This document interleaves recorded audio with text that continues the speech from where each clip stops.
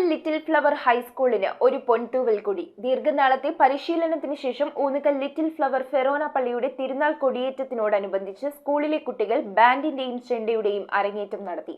സന്തോഷകരമായ ഈ മുഹൂർത്തം സാക്ഷ്യം വഹിക്കുന്നതിനായി നിരവധി പേർ എത്തിയിരുന്നു.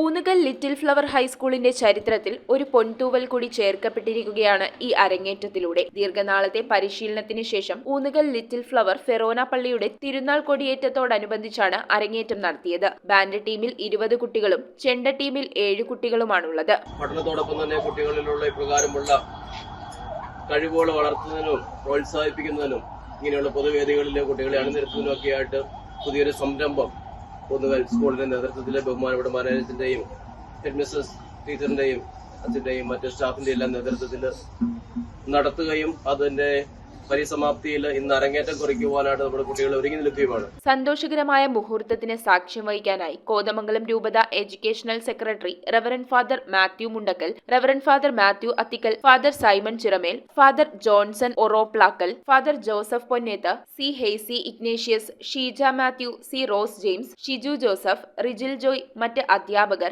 PTA അംഗങ്ങൾ, മാതാപിതാക്കൾ, ഊന്നുകൽ ലിറ്റിൽ ഫ്ലവർ ഇടവകാംഗങ്ങൾ തുടങ്ങിയവർ പങ്കെടുത്തു. News bureau, Kothamangalam. Kopparambil Ayurvedic hospital and research centre. ഉഴിച്ചിൽ, lumbar spondylitis, cervical spondylitis, disc bulging കൊണ്ടുണ്ടാവുന്ന ബുദ്ധിമുട്ടുകൾ എന്നിവ ചികിത്സിക്കാൻ വിദഗ്ധരായ ഡോക്ടർമാർ. Kopparambil Ayurvedic hospital and research centre.